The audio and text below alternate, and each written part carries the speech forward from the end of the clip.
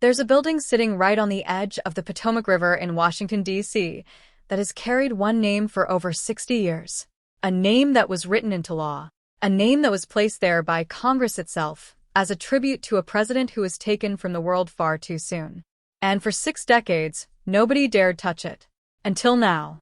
Because in a move that shocked the political world, stunned the arts community, and enraged one of America's most powerful families, that name was changed. Quietly, swiftly, and with almost no public debate. The Kennedy Center, a living, breathing memorial to the 35th President of the United States, suddenly had a new name on its walls. Donald Trump's name. And what followed would become one of the most dramatic legal and political battles of 2025. A battle that would end, of all days, on John F. Kennedy's birthday, with a federal judge delivering what the Kennedy family called the greatest gift they could have asked for. This is the full story. And it's wilder than you think. Before we get into the drama, you need to understand something that most people completely miss when they hear about the Kennedy Center. They assume it's just a fancy performing arts venue. A concert hall. A place where rich people in Washington go to watch operas on weekday evenings. It is so much more than that. The Kennedy Center for the Performing Arts was not built the way most buildings are built. It wasn't pitched by a developer, funded by donations, and named after whoever wrote the biggest check. It was created by an act of Congress. A direct, deliberate, legally binding act of the United States Congress, passed in 1964, just months after President John F. Kennedy was assassinated in Dallas on November 22, 1963. Think about the timing. The country was still in mourning. The wounds were fresh. People were still trying to process the fact that their young, charismatic, impossibly hopeful president had been shot dead in the back of a motorcade in broad daylight. Congress, in the middle of that grief, decided they wanted to do something permanent, something that would outlast the sadness. Something that would keep Kennedy's memory alive not through a statue or a plaque, but through culture, through art, through the living, breathing experience of music and theater and dance. So they passed a law. And in that law, they named the building for Kennedy specifically. Not generally, not loosely, specifically. The legislation made it crystal clear. This institution carries the name of President Kennedy, and that name is not a suggestion. It is not a branding choice. It is not something a board of trustees can vote on over lunch. It is the law of the United States of America. That distinction matters enormously. Because when you understand that, everything that happened next becomes even more stunning. Fast forward to December 2025. The Kennedy Center's Board of Trustees called a vote. And what they voted on that day would set off a firestorm that nobody was fully prepared for. The board voted unanimously to rename the building, to add Donald Trump's name to it. Not replace Kennedy's name entirely, but to place Trump's name in front of it. So this iconic 60-year-old memorial, this building that Congress created as a living tribute to a slain president, would now carry the name of the sitting one. The White House was thrilled. Press Secretary Caroline Leavitt announced the vote publicly, framing it as a positive development, an honor. A recognition of the current president's support for the arts and for the institution itself. And then they actually did it. In December 2025, workers physically installed Trump's name on the exterior of the building. Letters on the walls. His name. On a memorial that was never meant to carry anyone else's name. The reaction from the arts world was immediate and sharp. Critics, performers, donors, and longtime supporters of the center pushed back hard. But none of the pushback was louder, more personal, or more emotionally charged than what came from inside the Kennedy family itself. Maria Shriver is not someone who stays quiet when she has something to say. The daughter of Eunice Kennedy Shriver, JFK's younger sister, she grew up inside one of the most consequential political families in American history. She has watched presidents come and go. She has seen her family's legacy used, celebrated, and occasionally distorted by the political world. And she has, over the years, developed a very clear sense of when something crosses a line. This crossed every line she had. When the White House announced the vote to add Trump's name to the Kennedy Center, Shriver went straight to social media. She didn't mince words. She didn't issue a polished, carefully worded statement through a publicist. She said exactly what she thought. It is beyond comprehension that this sitting president has sought to rename this great memorial dedicated to President Kennedy, she wrote on Instagram, the words carrying the unmistakable weight of someone who takes this personally, because she does. It is beyond wild that he would think adding his name in front of President Kennedy's name is acceptable. It is not. She went further. In other public statements, she called the decision downright weird. She pointed out the obvious strangeness of a sitting president deciding that a memorial to a previous president, a president from a rival political party, a president who was murdered, should now also bear his name. She questioned the motivation. She questioned the process. And she made it very clear that the Kennedy family was not going to simply accept this and move on. What many people didn't fully appreciate at the time was that Shriver wasn't just speaking as a family member with hurt feelings. She was signaling something. She was letting the political and legal world know that this fight was not over. She was right. The legal challenge that followed the renaming was built on a simple but powerful argument. The argument that U.S. District Judge Christopher Cooper, an appointee of former President Barack Obama, would ultimately find completely convincing. The argument was this: Congress named the Kennedy Center. Only Congress can rename it. A board of trustees, no matter how unanimously they vote, does not have the authority to override an act of Congress. Full stop. Judge Cooper spent 94 pages explaining exactly why that argument was correct. In his ruling, delivered on Friday, May 29, 2026, Cooper wrote, with remarkable clarity. He didn't hedge. He didn't leave much room for interpretation. The Kennedy Center's organic statute makes crystal clear that the center is to be named for President Kennedy, he wrote, and it cannot bear any other formal name or public memorial based on the board's unilateral say-so. And then came the line that cut through everything. Congress gave the Kennedy Center its name, and only Congress can change it. That was it. That was the whole case distilled into one sentence. The board had acted without authority. The renaming was unlawful. And Trump's name, physically installed on the exterior of the building just months earlier, had to come down within 2 weeks. Cooper didn't stop there. He also halted plans that the president had announced in February to close the center entirely for what was described as a complete rebuilding. That project, which critics had feared would gut the institution and reshape it beyond recognition, was stopped cold. The ruling landed like a thunderclap. 94 pages. 2 weeks to remove the name. The rebuilding plan frozen. It was a comprehensive legal rebuke, and it came from a federal judge who clearly felt no ambiguity about the law at the center of the dispute. But the timing of the ruling, that's where the story gets almost cinematic. May 29th. That date matters. May 29th, 1917 is the birthday of John Fitzgerald Kennedy, the 35th President of the United States.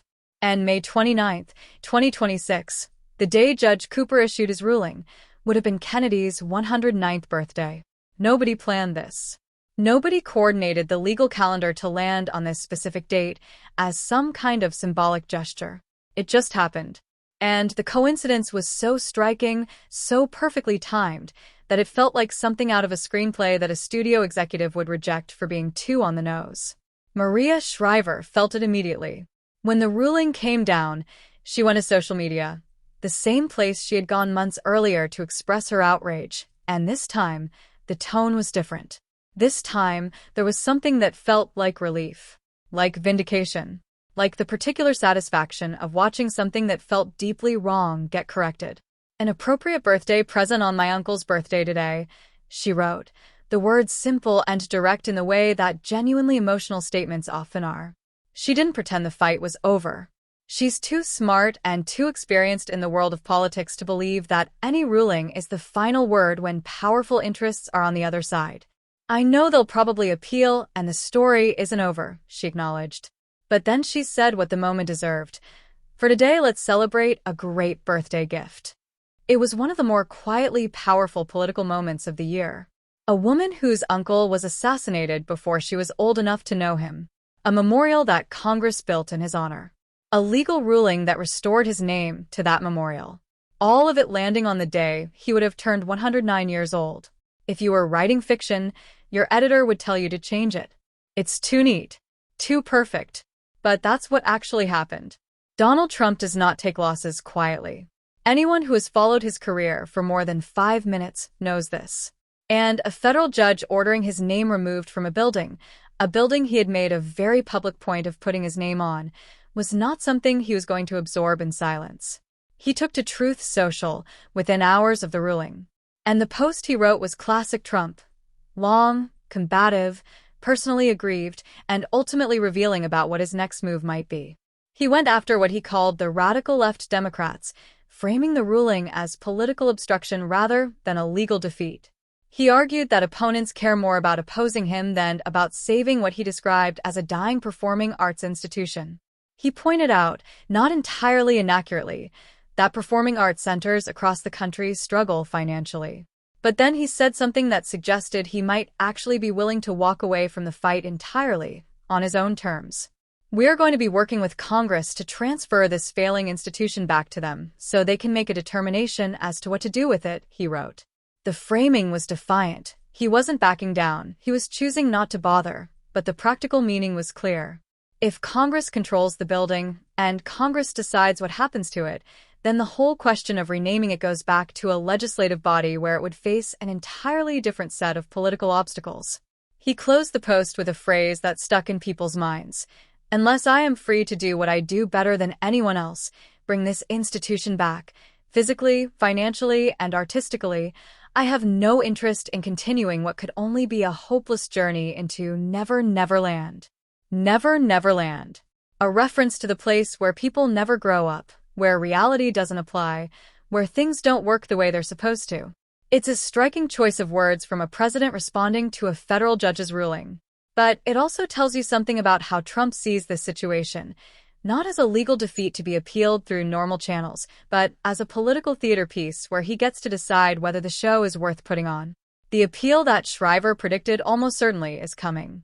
Trump's team rarely accepts adverse rulings without a fight. But the Truth Social post hinted at another possible path, one where Trump doesn't fight for the building but instead uses the controversy to make a broader political argument about obstruction and about the value, or lack thereof, of publicly funded cultural institutions. Whatever happens next, the Kennedy Center is now at the center of a battle that is about far more than one building's name. Step back from the specifics for a moment. Step back from the board vote and the lawsuit and the 94-page ruling and the Truth Social post. Look at what's actually happening here because it's bigger than any single building. His fight is about the limits of presidential power. It's about whether a sitting president, through appointees, through boards, through executive pressure, can reshape institutions that were created by Congress and protected by law. It's about whether the legal frameworks that govern America's cultural and historical memorials mean anything when a determined political force decides they want something different. The Kennedy Center case drew a clear line. Judge Cooper's ruling said, "Congress made this. Congress owns this. Nobody else gets to change it without going through Congress first." That's not a controversial legal principle, it's basic constitutional structure.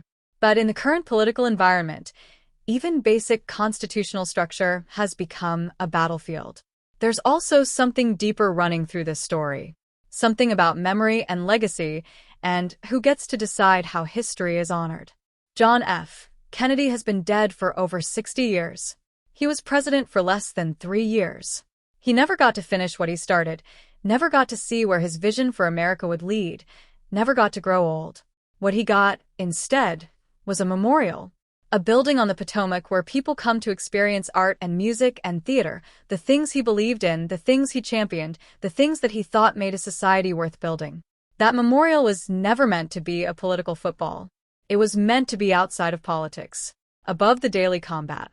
A place where his name meant something that had nothing to do with whoever happened to be in the White House at any given moment. The attempt to add Trump's name to that building, whatever the intention behind it, dragged it straight into the middle of the very politics it was designed to transcend. And the Kennedy family, through Maria Shriver's very public, very personal pushback, made clear they weren't going to let that happen without a fight. So, where does this go from here? Shriver was right when she said the story isn't over. Federal rulings get appealed. Political battles don't end with one judge's decision, especially when the losing side has the resources and the motivation to keep fighting. Trump's team will almost certainly challenge Cooper's ruling, and the case could move through the appellate courts for months or even years. The threat to transfer the Kennedy Center back to Congress is also worth taking seriously. If that happens, if the building's governance is restructured through legislation, it opens up an entirely new set of questions. What would Congress do with it? Would lawmakers fight to preserve its current identity, or would the building's future become subject to the same partisan negotiations that paralyze so much of Washington? There's also the question of what the ruling means beyond the Kennedy Center. Legal precedents have a way of traveling. If Cooper's logic holds up on appeal, if the courts confirm that Congress-created institutions carry protections that executive action cannot override, that has implications for other memorials, other institutions, other cases where presidential power has bumped up against congressional intent. And then there's the human dimension of the story.